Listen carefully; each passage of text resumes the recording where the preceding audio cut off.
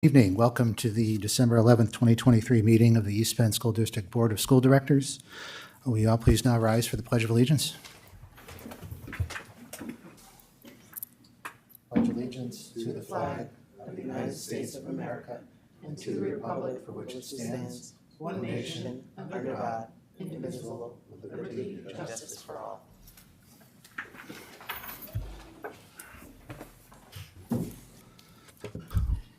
Well, I've been waiting with enthusiastic anticipation for this next item on our agenda. I'm going to allow Dr. Campbell to do the introduction. Yes, this is going to be a perfect way for us to kick off the winter holiday season.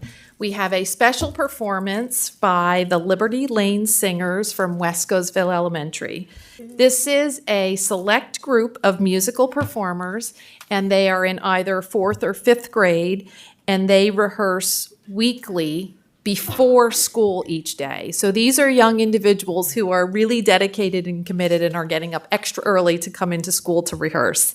In addition to performing at local venues, such as this school board meeting, the Liberty Lane Singers have also performed at community events at the Emmaus Public Library, various local nursing homes. Several years ago, they were even guests at the Philadelphia Thanksgiving Day Parade.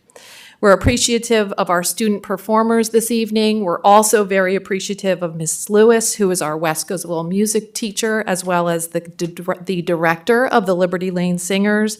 And we are also very appreciative of all of our families, parents, friends who are here tonight who support their students with this great extracurricular activity.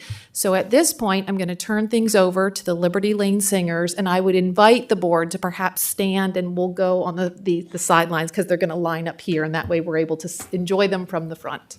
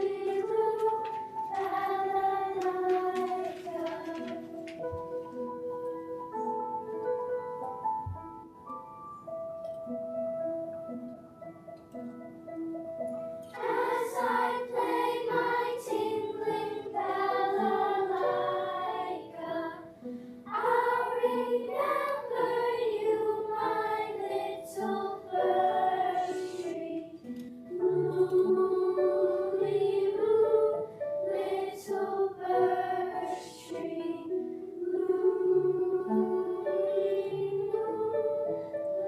little birch tree.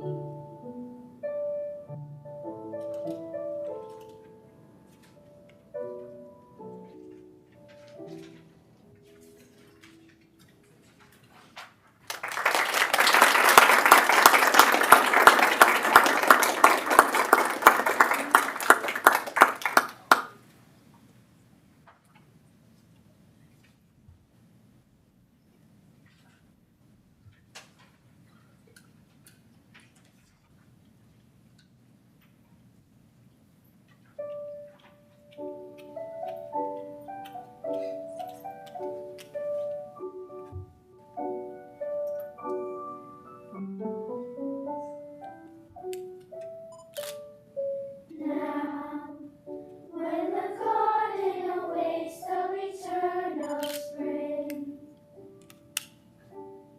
Now, when the silence is deep and blue. Now, when the winter has cast her spell again.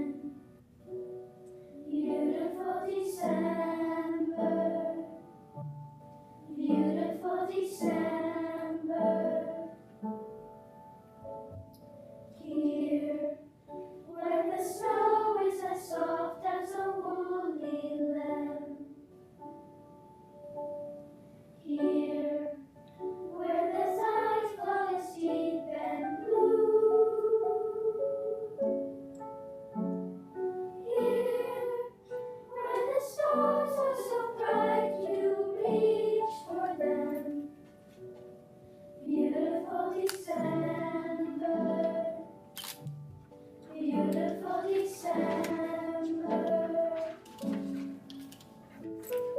Child, may you sleep in gentle peace tonight.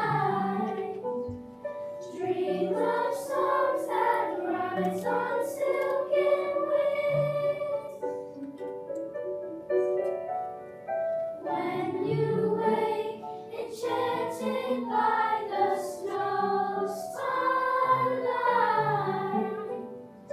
sing the songs that came to you in dreams. Your beautiful December dreams.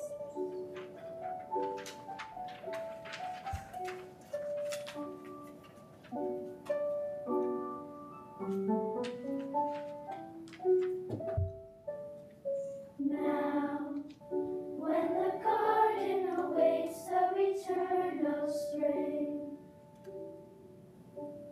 Now, when the silence is deep and blue. Now, when the winter has cast her spell again. Beautiful December, beautiful December, beautiful December.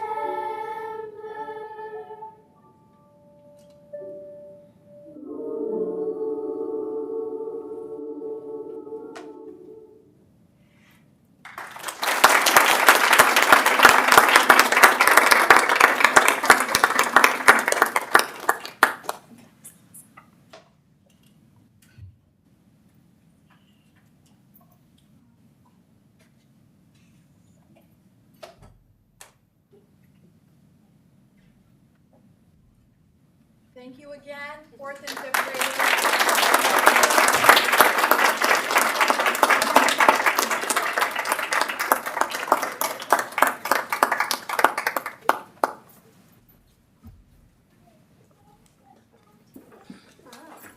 Yes, thank you very, very much. I wish we could start every meeting like that.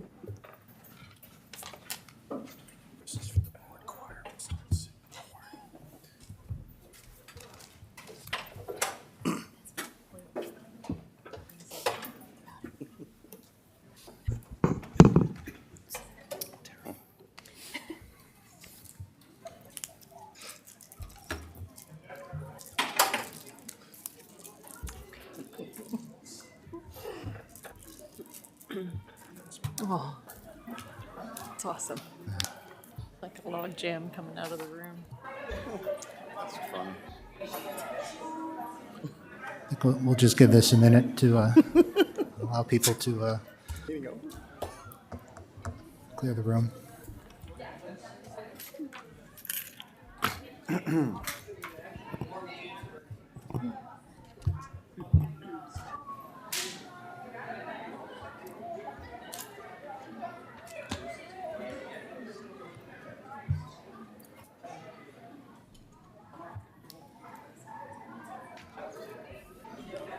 There's a lot of excitement out there. Yeah, I'll say.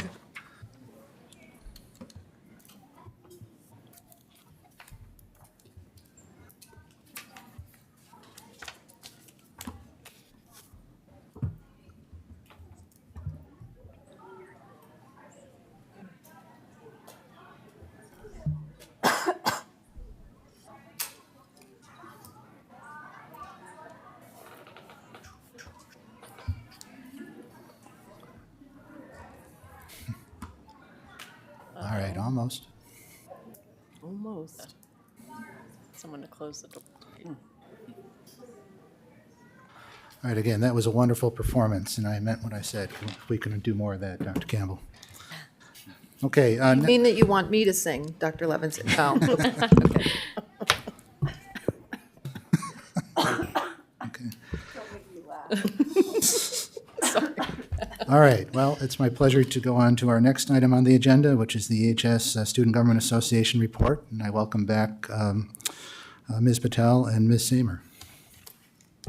Thank you, and good evening, everyone.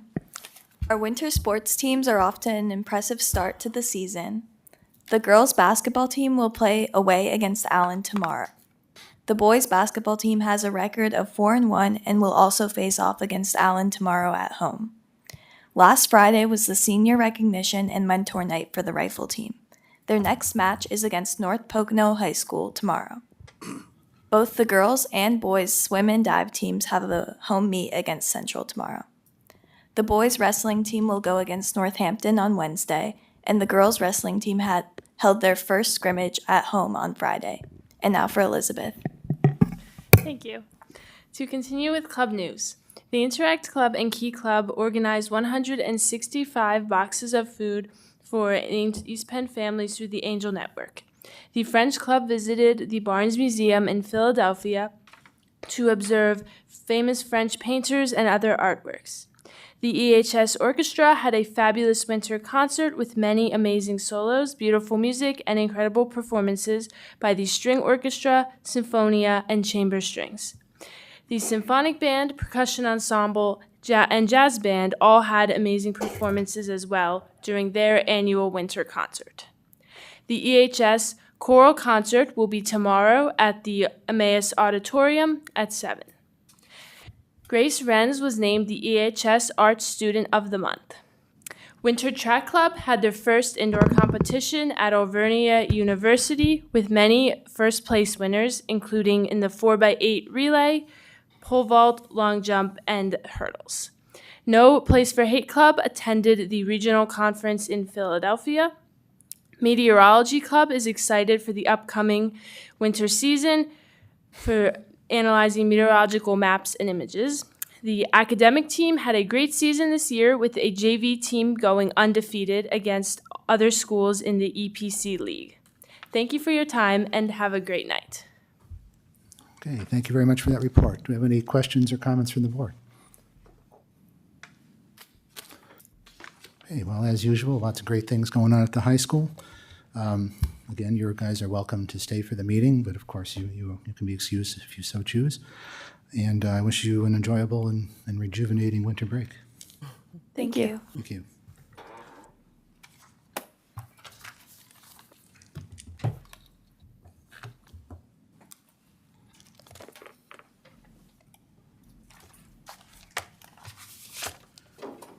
Okay, next item on the agenda, a request to address the board. I have 4. Before I move on to those, I'd like to read the following statement. For those of you who may be unfamiliar with public comment, speakers should feel free to express their opinion, comment, or question, and understand that this is not an interactive engagement with the board or with the administration. Please direct your comments to the chair. Be respectful, not engage in profane rhetoric, and be mindful that others, including students, may be listening. I would request that you consider that protocol when making your comments. For the members of the audience, please also be respectful and refrain from speaking during the public comment period. With that, I will now announce each speaker and their topic. When you step up to the podium, again state your name, and you will have 3 minutes within which to speak, and I will give you a 30-second warning when time is about to elapse. Our first speaker this evening is Ted Dobracki to talk tonight about Act 1 and facilities funding.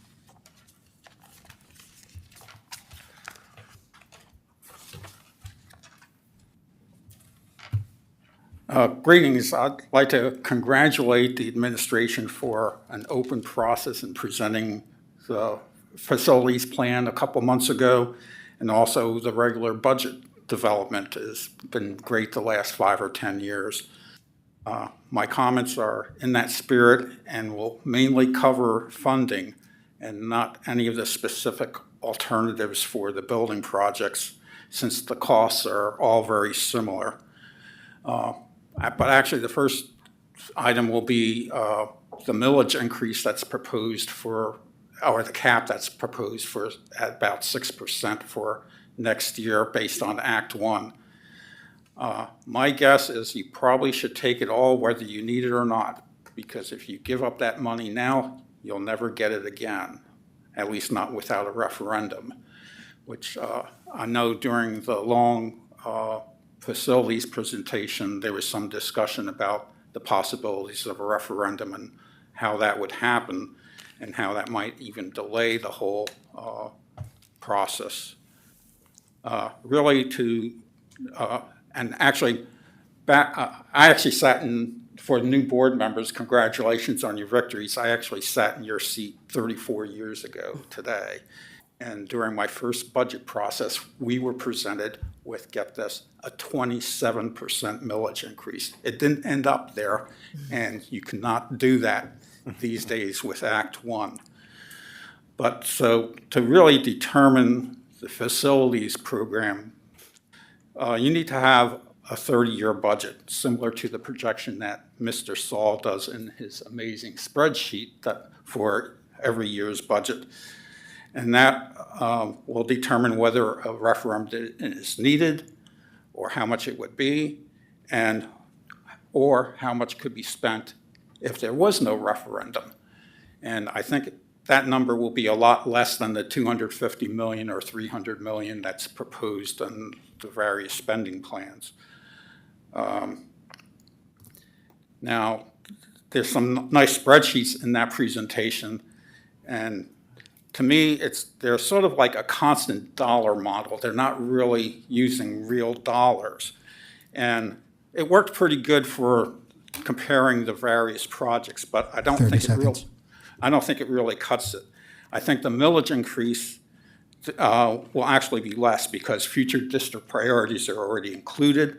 There's also a structural surplus, I think, in building the fund balance and also the capital reserve over the years that could release another $1 million or $2 million a year.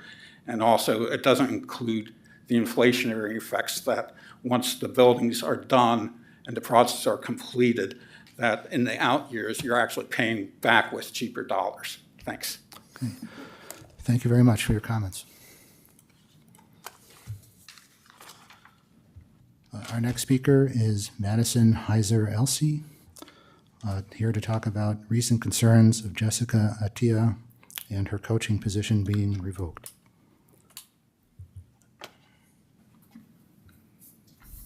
Am I good? Yep. Okay. Good evening, Emmaus School Board. I'm Madison Heiser Elsie. I'm a former Emmaus High School student who graduated this past June. I had the honor of playing for the Emmaus girls volleyball team for all 4 years. Today I will be speaking to you about the recent concerns of Jessica Atia and her coaching position being revoked for the Emmaus girls volleyball. I met Coach Jess in the spring of my junior year at the Meet the Coaches meeting following the resignation of our previous coach. Coach Jess is one of the most dedicated, patient, and personal coaches I've ever had. From the beginning, she was upfront and stated with us, every position is earned, not given.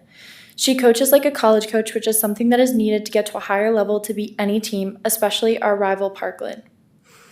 Coach Jess coaches in a way that pushes you to your limits to get you to be better and allows you to show 100% of what you are capable of to earn the spot on the court. She truly wants what is best for the team and, more importantly, wants to be the best of the best. If you look at a team like Parkland, you see them constantly competing for a spot, and Coach Krause chooses his best players not to please people but to win, which is exactly what Coach Jess has done each game and each season. Coach Jess focuses on each player's potential, which is something that the Emmaus volleyball program needs. There was drama every year of volleyball. The group of seniors that there were this year pushed a previous coach to quit just because they didn't like the conditioning that was given to them. In every sport there is drama, but it doesn't reflect the coach she is because of the way that the kids acted. If a player does not play, there could be many reasons for which that coach decides, not a parent nor any other person. A player has to earn the right to play and not bully into getting the spot, and I know firsthand how badly Coach Jess was bullied this year as a result of her decisions to play the players chosen for each position. During a phone call with one of the seniors said to me she referred to the fact that they were going to make her life a living hell until she quit or got fired. What Coach Jess went through was not fair, and knowing that she had no backup is disheartening. However, the fact that there was no support for an amazing coach like Coach Jess is the real problem. Coach Jess has no support for the problems she raised for our athletic director and no support for what she was going through, especially after presenting the bullying and comments made during the season. No coach should ever feel like there's no support behind them because she chose every day to come into practice and games with everything up against her. That is wrong with the situation presented in front of you today. Instead of not standing by a coach to help her, Emmaus will be losing one of the best coaches that has been into Emmaus. I had never wanted to play in college until I met Coach Jess, and she told me to go for it because she knew my potential. Here I am today playing Division III volleyball and started every single set as a freshman because Coach Jess pushed me to constantly be better. Coach Jess has wrote a college recommendation letter to get me into the program I am today, and I'm still in contact with her for questions or person to talk to if I was struggling. Coach Jess is not just a coach, but she is a mentor, and Emmaus High School will be losing that for so many other girls wanting to go into the program. I wish I had her longer as a coach, and I want the girls who are incoming or playing now to have the opportunities that Coach Jess gave me the abilities to achieve. Okay. Thank you. All right. Thank you for your comments.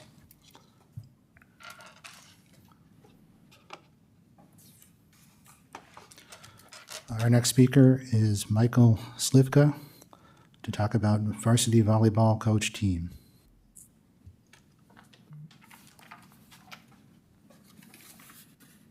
Good evening. I'm here today to express my concerns and disappointment regarding the recent decision, the termination of employment of Coach Jess, the head coach of the Emmaus girls volleyball team. As a concerned member of the community and a parent of a student athlete on the team, I feel compelled to bring this matter to your attention. Coach Jess has been an integral part of the Emmaus girls volleyball program for the last 2 years. During her tenure, she has demonstrated exceptional commitment, leadership, and a genuine passion for the development of our student athletes, both on and off the court. It is with great surprise and disappointment that I learned of Coach Jess's termination. The lack of transparency surrounding the decision have left parents puzzled and concerned. Coach Jess has consistently shown dedication to the success and well-being of our student athletes, making their dismissal even more perplexing. We had a meeting with the athletic director earlier today, and we were informed that this was a toxic environment, that this is the worst that she has seen. I find it very hard to believe. When Coach Jess announced her leaving the position at our annual volleyball banquet, which was a hard choice for her, and I'm glad she did it. She didn't want the team to find out after the fact, so I give her kudos for that. When she made the announcement, the underclassmen were in shock and visibly upset. A lot of them crying, looking at each other, wondering what happened, what is going on. The upperclassmen table, however, they were laughing, making jokes, having a good old time after this happened, which to me as a parent is totally unacceptable. I ask you, where's the toxicity coming from? Furthermore, quite a few of the underclassmen play club volleyball for Coach Jess in the past and current. So I hope this decision that was made was based on was not based on a few upperclassmen player-parent complaints. Coach Jess made it clear prior to the start of the season at our Meet the Players event that playtime is based on performance at practice and how you can carry yourself on and off the court. In any supporting organization, playtime is at the discretion of the coach. If parents have any issues as stated in the parent handbook flyer, the player must first meet with the coach to talk, which did not happen. 30 seconds. I'm also shocked of the many negative parent comments that were made during the games directly to the coach and the coach's husband, which again is explained in the parent flyer on expectations of how parents should handle themselves at games. This decision negatively impacts all the current and incoming players. So I ask you as a board, have the current team and the upperclassmen, they're gonna graduate and move on. My suggestion is get the current team together and ask them what they think of Coach Jess. And they're gonna say, we wanna play for her, we wanna win for her, and we wanna learn from her. So in closing, I thank you for your time and your consideration in this matter. All right, thank you.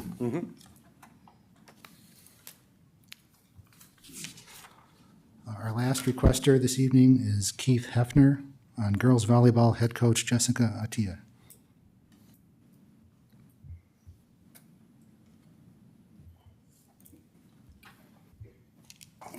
Good evening, everyone. I am here to address the situation with the head volleyball coach, Jessica Hamadi Attia. I had sent the board a synopsis of this entire event. I hope you all received it and had a chance to look over it. She was forced to resign. She was pushed out. I don't really know what it was, except that she said she was given two options at the end of the season, and neither of them involved her coming back next season. Why did this all occur? It was her second season at the school. She was faced with insurmountable obstacles. Most of these were presented by the current senior varsity players. They had a sense of entitlement that they were seniors and they were due or entitled to all the playing time and all the things that came along with being a senior. They expressed to some of the sophomore players that made varsity, you sit on the bench because we're getting all the playing time. This started at the beginning of the season. Coach Jess tried to bring chemistry to the team, address some of these issues at the beginning of the season with the athletic director. The athletic director did come talk to the team about this toxic environment, but these problems continued. As the season progressed, it became suspiciously evident that parents of these senior players were contacting the athletic director, despite what she will say.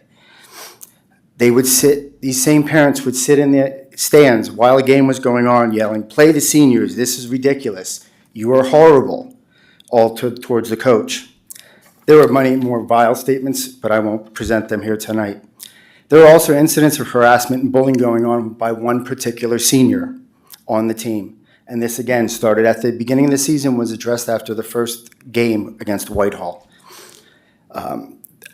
We would see younger players, a lot of the sophomore players, some are here tonight, leaving the game and practices visibly upset and crying because of the bullying that was going on the court, on the bus, in between sets.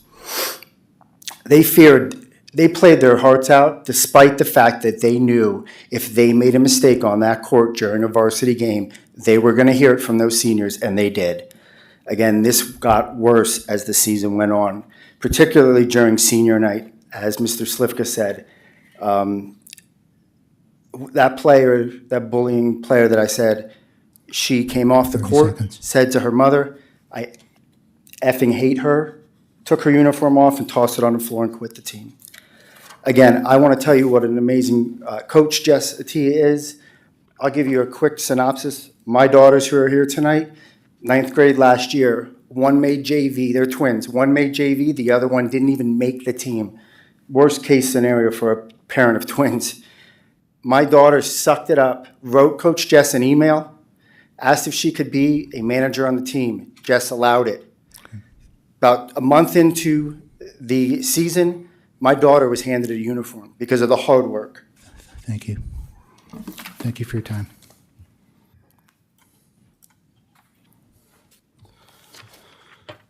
Okay, thank you again to our requesters.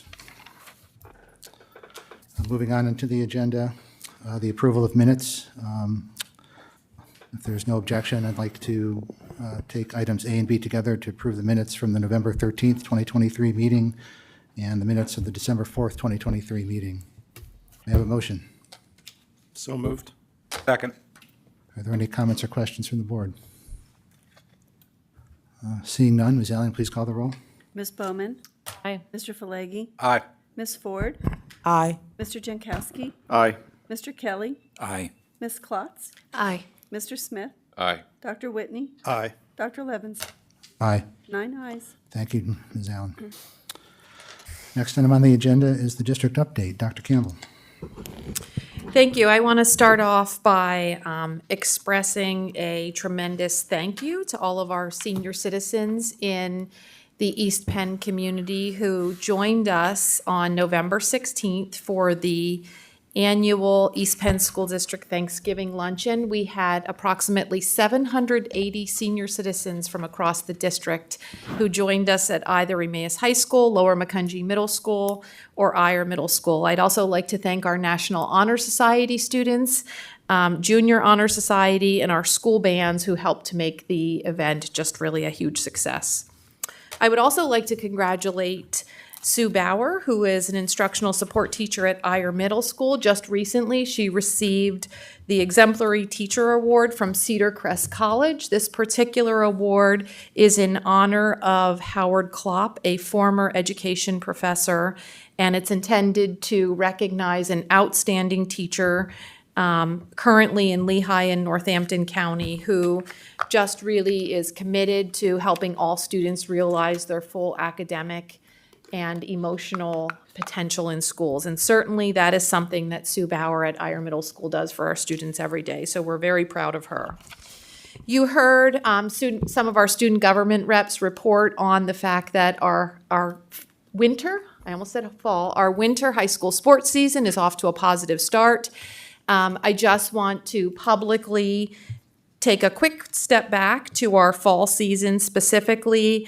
Since our last board meeting, we did have our Emmaus High School field hockey team.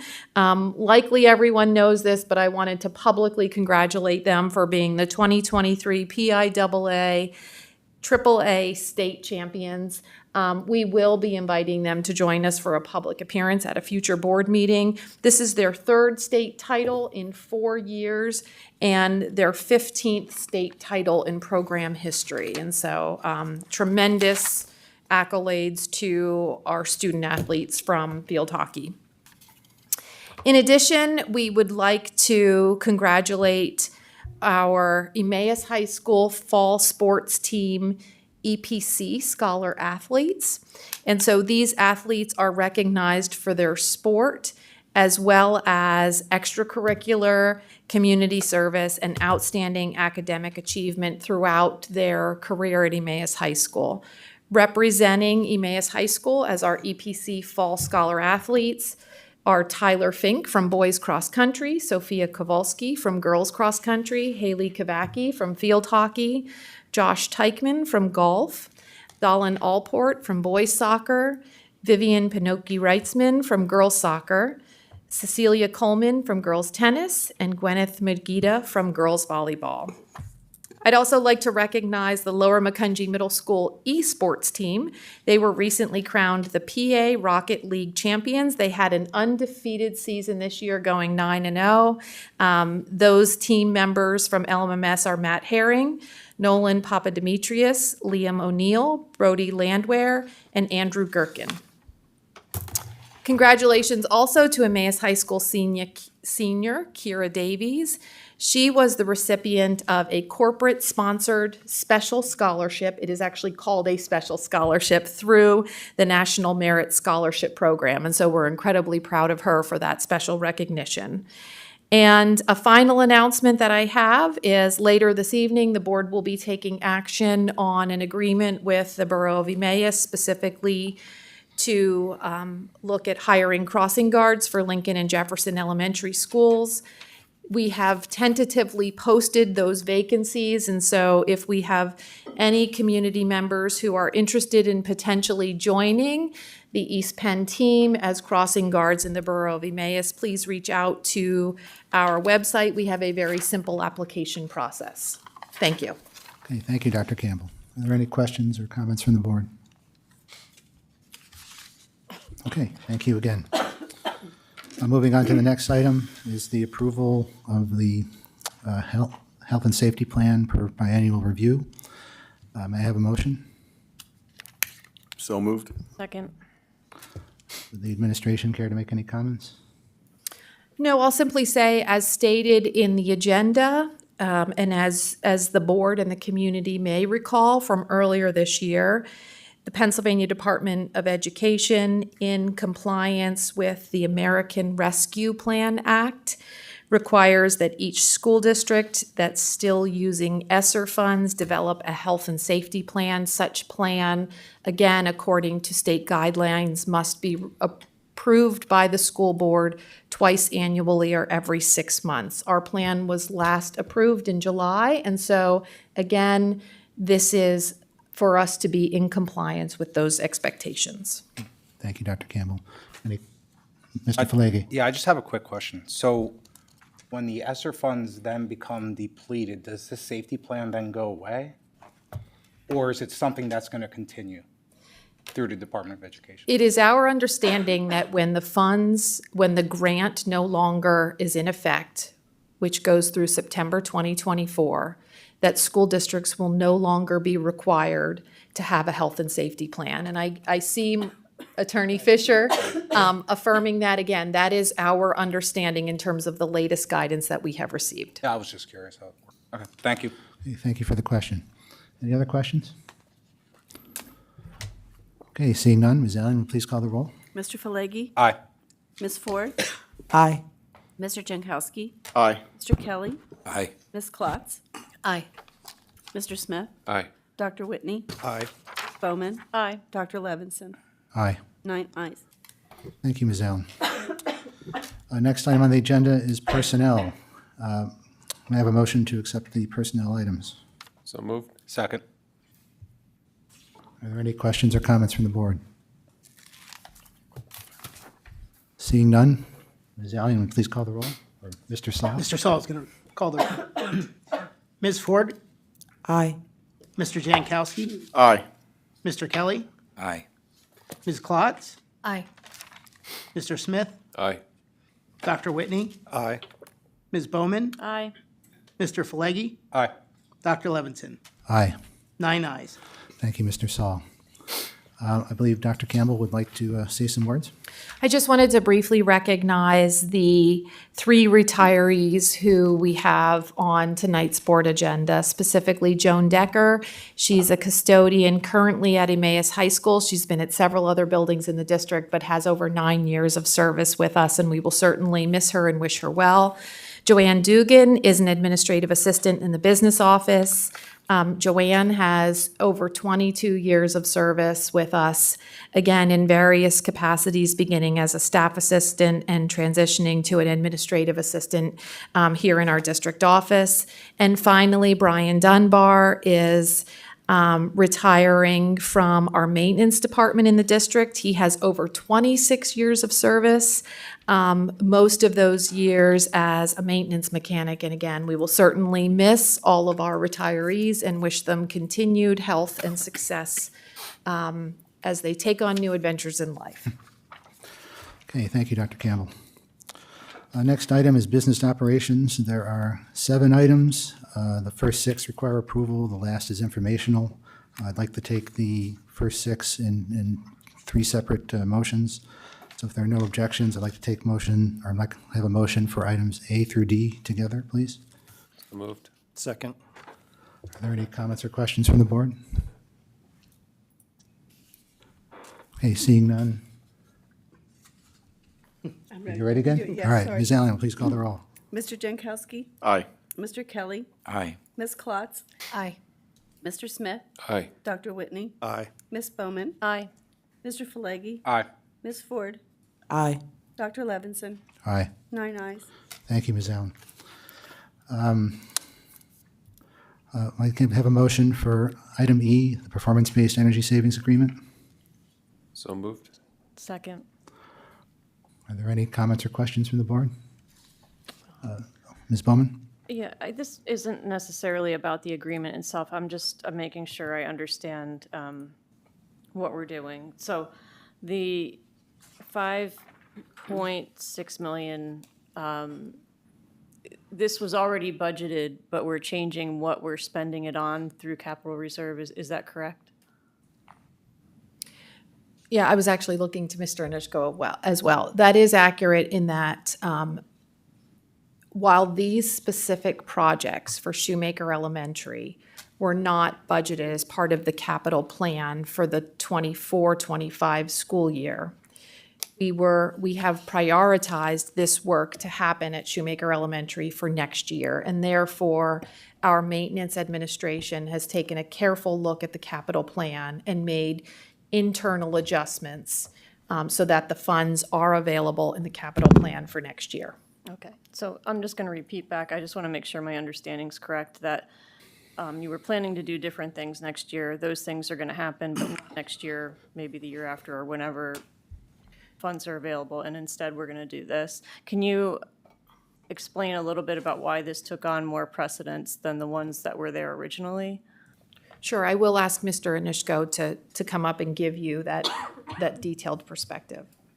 I will say as well, as he makes his way to the mic, there is not a concern from administration in terms of deferring now or organizing projects that were perhaps planned for next year. We're comfortable deferring them to another year in the plan. Yeah, so let me first address the items that we are deferring.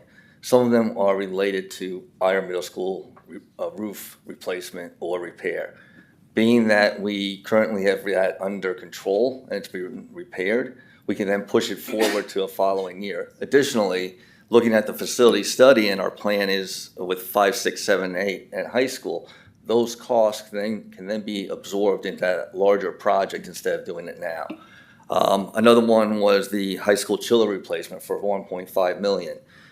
Why replace a chiller now if we don't know what exactly we're going to do with the size of the building, or if we're even going to have the same building?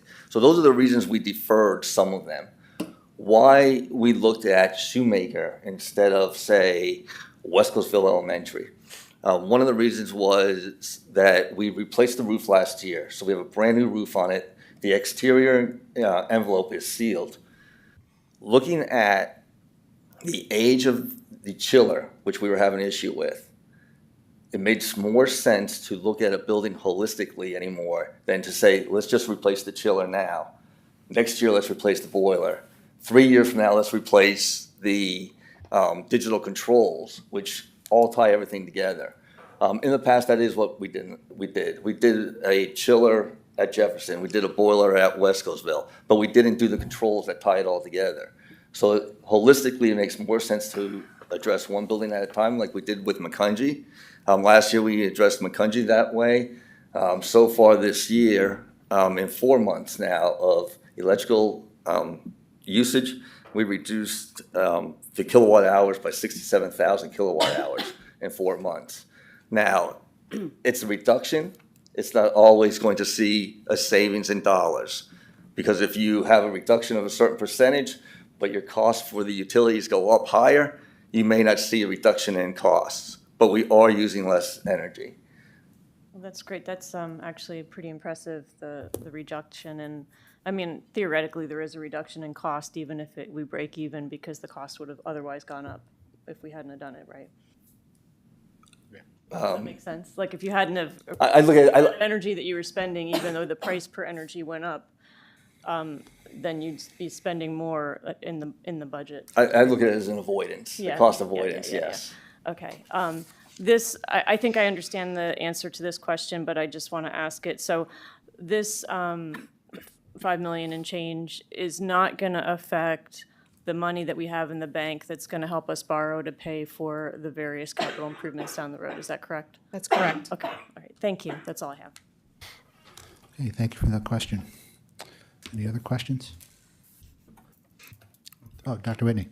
So So we've now approved energy savings plan for McCungy Elementary, this one here on the table for Shoemaker. Are there plans for similar savings plans for other schools in the district? Absolutely. Now that we have a direction with where we're going with the facility study, the next two to look at would be Wescosville and Lincoln. Okay. Those would be the next two to evaluate. And do you see those as kind of like one in the next fiscal year and one in the following fiscal year, or do you With any have a luck, yes. timeframe? Okay. Yes. Great. Thank you. Okay. Are there any other questions? I would like to ask Mr. Anishko. So it is great to hear that we are consuming less energy so far, and it may be a little early, but I was curious, and maybe you can't speak to it now, but maybe you can get back to us, is, McClure did a study to figure out what the potential power consumption savings would be. I'm curious how we're tracking with that prediction. So, I mean, I think when they were here and talked about it, they mentioned that they tend to be on the conservative side of things.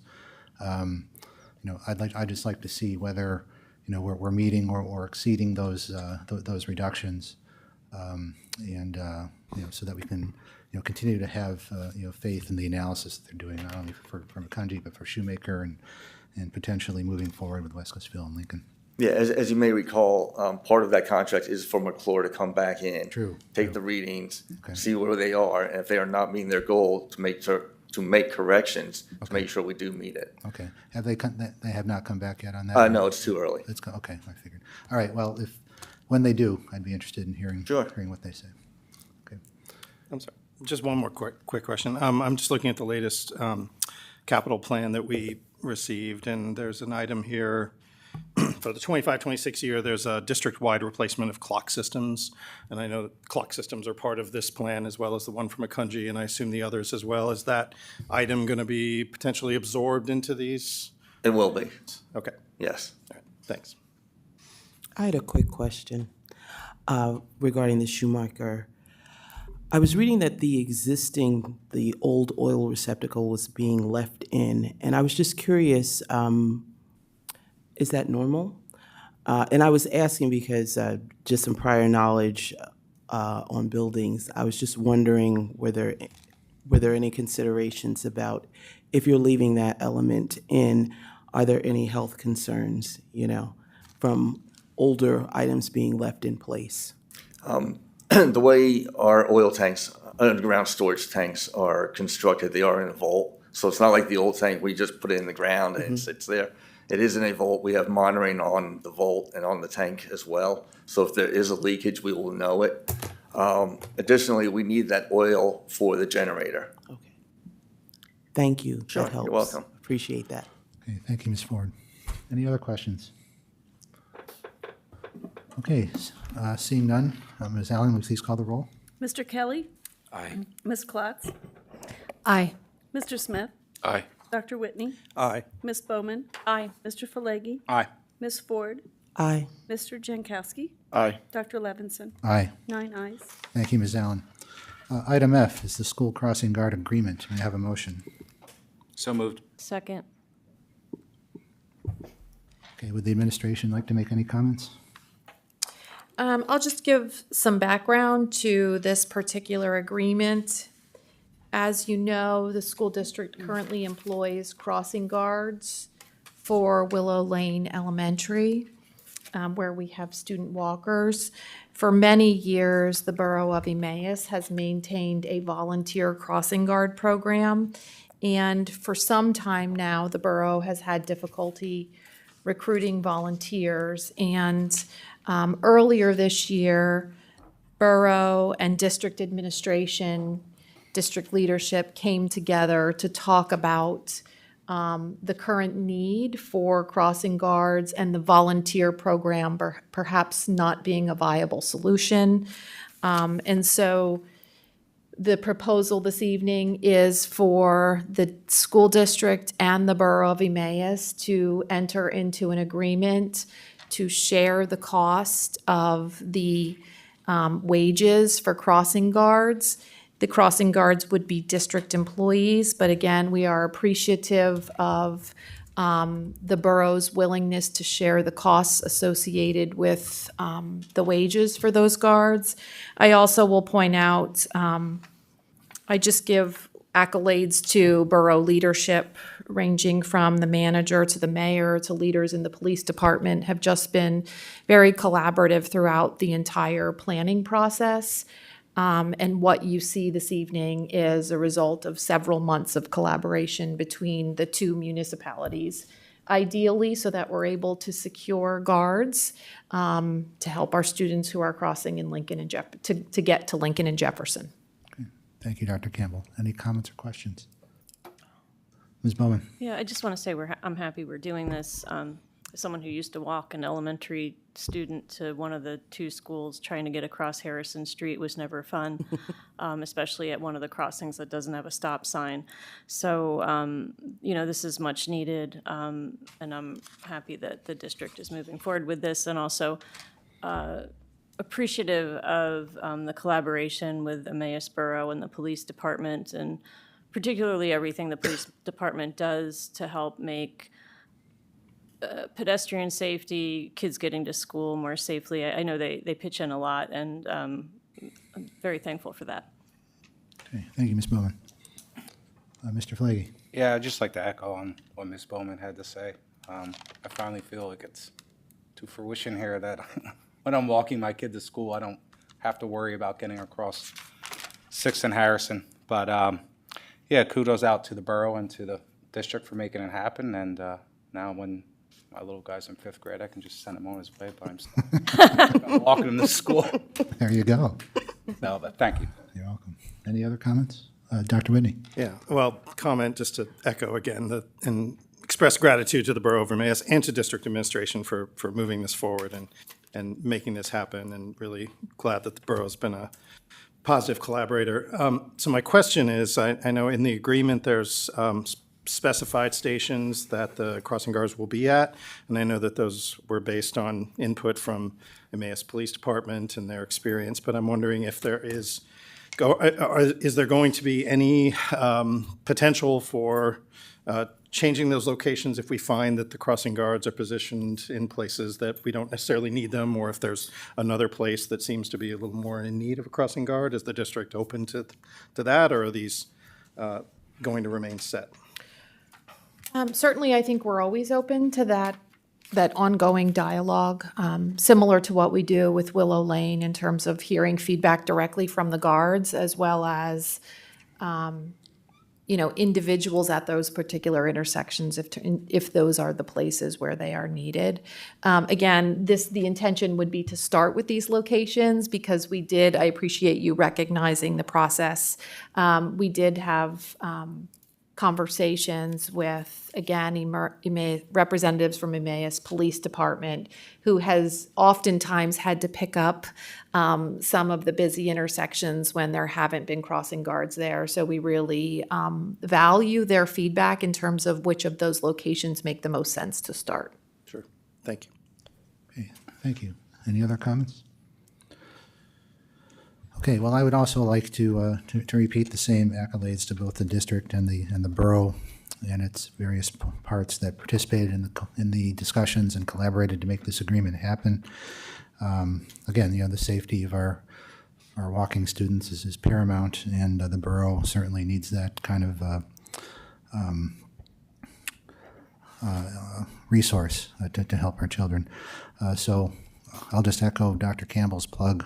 So that for people to apply, again, we're looking for people who are motivated and who would like to help shuttle off our smiling students to and from school.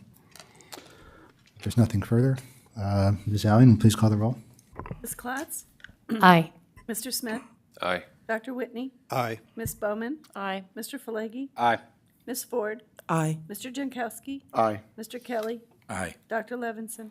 Aye. 9 ayes. Thank you, Ms. Allen.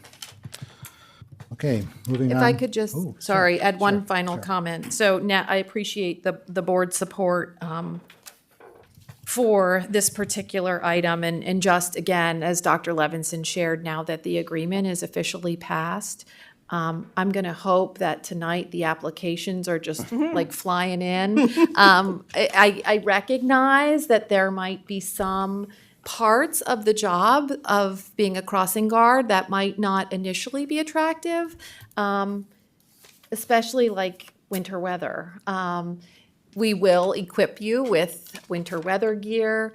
You know, it is a great opportunity for individuals who perhaps have the availability in their day at the beginning of the day as well as at the end of the day, to be in a paid position and really help our community as well. So we'll do our very best to continue to put that out there on social media. We'll ask the borough to do the same. But anyone who's listening to this, you know, if you'll consider being a part of our team, we'd love to have you join us. Okay, thank you, Dr. Campbell. Okay, next item on the agenda is curriculum. May I have a motion? Educational conferences. So moved. Second. Are there any comments or questions from the board? Okay, seeing none, Ms. Allen, please call the roll. Mr. Smith? Aye. Dr. Whitney? Aye. Ms. Bowman? Aye. Mr. Falegi? Aye. Ms. Ford? Aye. Mr. Jankowski? Aye. Mr. Kelly? Aye. Ms. Klotz? Aye. Dr. Levinson? Aye. 9 ayes. Thank you, Ms. Allen. On to other educational entities. Carbon Lehigh Intermediate Unit, a board member report, Dr. Whitney. Thank you, Dr. Levinson. Carbon Lehigh Intermediate Unit Board of Directors met on November 20th, 2023. We received a presentation from Dr. Kathy Nelson, Special Education Supervisor, who presented to the board on the scope of the CLAU's early intervention programs.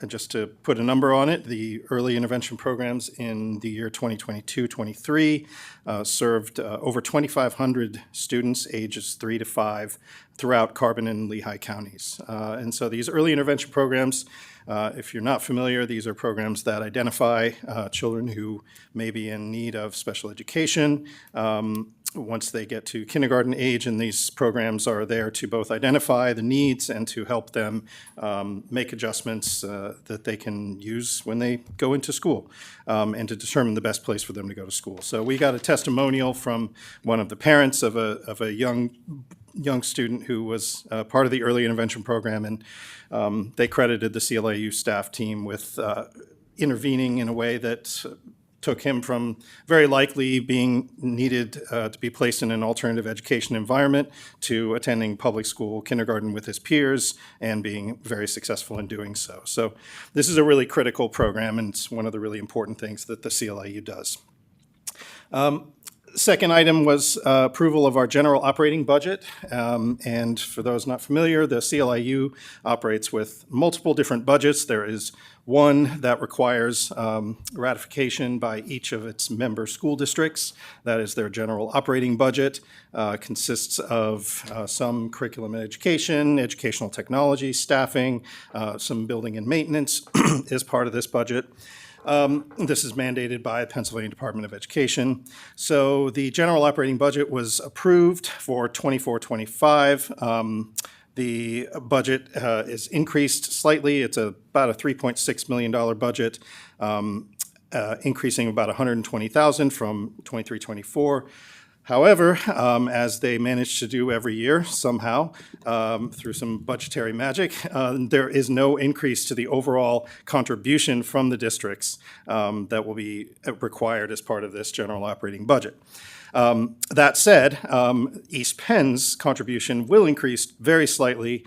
Right now, for 23-24, our contribution to this budget is around $141,000. It's going up to about $143,000, so about a 1.5% increase. And that's based upon participation numbers of students and things. So that is so we did approve that initial general operating budget. That will come before our board in January for our approval. Another item, we granted permission to bid on 15 9-passenger vans for the CLIU fleet. As you can imagine, serving both Carbon and Lehigh counties, the CLIU has a rather large transportation fleet. During the pandemic, there was a pause in their fleet modernization plan, which is now being caught up with, and so this is part of that process. There's no fiscal impact to the districts. for this purchase. And those vans will arrive probably in August because of supply chain issues. And then finally, the CLIU has, which a few months ago welcomed a therapy facility dog, has now welcomed a second therapy facility dog specifically for their early intervention program. And these therapy dogs for the CLIU are supported through the great work of the Carbon Lehigh Special Needs Children's Foundation, which is the foundational arm of the CLIU, and they're able to pay for these remarkable animals to come in and help with the kids. So I've been told we get to meet this dog at the next meeting, so I'm planning to show up. So that's my report. Thank you very much. Okay, thank you, Dr. Whitney. Any comments or questions from the board? Ms. Bowman? Oh, you know, somebody had to ask this. Why hasn't Branch come to this meeting? Sorry. Great question. We can plan a time for all. I don't remember the Tokyo other and dog's Mario. names. Yeah, For yeah. some reason, Branch's name is always Yeah. mentioned in the Well, stinger. he's So very famous. Yeah. Yeah. So, thanks. All right, great suggestion. We can start the meeting with some tunes and then have the dogs. Okay. Any other comments or questions? Okay. Next item is a report on the LCTI JOC. Presently, it's just myself and Mr. Smith representing the JOC contingent from the district, and I will deliver the report from the November meeting. November's meeting was held on November 20th. It was called a Committee of the Whole meeting. It was a non-voting informational meeting for the benefit of the member district representation. Two major items are covered in this meeting. The first is to talk about the financial reports and its audit, and then also to talk about the proposed budget for the forthcoming academic year. Irvine and Company did make an appearance. They reported that there were no concerns with LCTI. However, due to transitions in both the LCTI business office and Irvine, along with the impact of accounting rules, the compilation of the financial report has taken longer than expected. As such, the finished report is now expected to be completed for JOC review in January 2024. A copy of the annual financial report will be submitted to PDE by December 31st, ensuring that there will be no issues with compliance in that regard, but a revision may be required once the full audit is completed. In terms of the 24-25 budget presentation, the two pieces to that, the general operating fund and the academic center fund budgets. The presentation was made, which included information on analysis of a 5-year average daily membership for the district to help compute the proportional share, in addition to an analysis of market valuation of the member districts to compute another aspect of the proportional share. For the general operating fund, there are some budget drivers that are causing an increase to the budget, and the administration and LCTI is doing their best to find ways to reduce costs in other areas while other costs go up. So budget drivers include PDE compliance, an increase in the number of CTE seats or students, which is a good thing. Increasing instructional leadership, changes to the health room, increased need for capital funding, and a Perkins funding reduction. In terms of PDE compliance, these were things to do, are basically programmatic adjustments being made, in addition to some enhancements for special education student support. In terms of the general operating fund budget summary for revenue and expenditures, the overall increase in the general operating fund budget is 4.1% for a total of $31,964,195. For the member district cost calculations for East Penn, there are actually 3 contributions to that: operations, capital, and debt service. In combination, the total share for East Penn will be $3,263,229.72. This represents a 9.44% increase versus the 5% average across all districts. Again, our increase is a little higher because of the change in membership. Of average daily membership. We're sending more students in the last 5 years. Again, that's proposed. Moving on to the academic center fund, the budget summary was provided. was provided for costs and expenses. The overall increase in the academic center fund of 8.35% for a total of $2,525,433. For the member district cost calculations for East Penn, our contribution is going to be $307,445. This represents a 17% increase versus 6.9% average across all districts. Again, that has to do with the number of students that are partaking in that plan. So again, those are the proposed numbers. They'll continue to work on it, and I anticipate, I think it's January or February when we actually, approve as a JOC to bring it to the districts. Are there any, that concludes my report. Are there any questions or concerns or comments? I just had a quick question. Sure, Ms. Ford. Do you know what are the drivers, why our numbers are higher? Is it because we're talking more about participation? Well, again, what are the drivers? Yeah, the trends in terms of enrollment is East Penn's enrollment is increasing over the last 5 years. They take a 5-year average window so that nobody gets hit too large, and the trend is that we're going up. So the average daily membership has an impact on the proportional share for the operations portion of that, and then the market share, or basically the estimated real estate valuation of our district, is what's used for recognizing the proportional share for capital and debt service contributions. Okay, thank you. You're welcome. Any other questions? Okay. Item C, under other educational entities. As I mentioned, myself and Mr. Smith are now representing East Penn on the JOC through a proportional allotment out of the 21-member JOC. East Penn has allotted 4 spots. With the departure of Mr. Champagne and Mr. Byrd, we have 2 openings. So what I would like to do tonight is fill one, if not both of those seats tonight. So item C, we do have one definite volunteer, which I'm very grateful for, was Mr. Falegi. So I'd like to have a motion to have Mr. Falegi fulfill the unexpired term as described in item C. Moved. Second. Are there any comments or questions or keen expressions of gratitude for I'd stepping like to up? thank one of my colleagues here for really persuading me to get involved in this, and I think it'll be enjoyable. I think it will too. It's a very rewarding experience, and certainly if you're not familiar with CTE, you're going to learn a lot about what a GEM LCTI is for the state of Pennsylvania and the region. Okay, with no further comments, Ms. Allen, please call the roll. Dr. Whitney, Aye. Ms. Bowman, Aye. Mr. Falegi, Aye. Ms. Ford, Aye. Mr. Jankowski, Aye. Mr. Kelly, Aye. Ms. Klotz, Aye. Mr. Smith, Aye. Dr. Levinson. Aye. 9 ayes. Again, thank you very much. And just so that you're aware, Ms. Allen will be in communication with the people at LCTI, and we'll forward information to you about how to participate.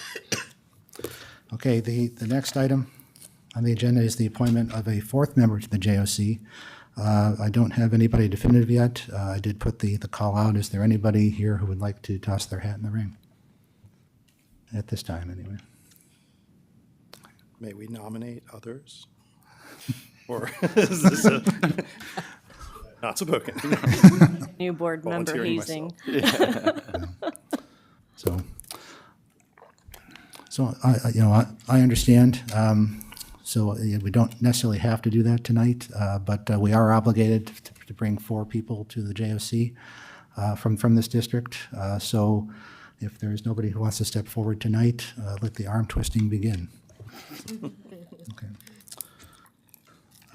Okay. So we won't have to take action on item D. There are no other items. So from announcements, we did have an executive session this evening. The topic was personnel. The district will be closed for winter break from Friday, December 22nd through Monday, January 1st. Our next regular scheduled board meeting is going to be on Monday, January 8th at 7:30 p.m. here in this meeting, and that's 2024. With no further business, I'd like to get a motion to adjourn. So moved. Second. All those in favor, please signify by saying aye. Aye. Those opposed? Meeting adjourned. Everybody have a great holiday.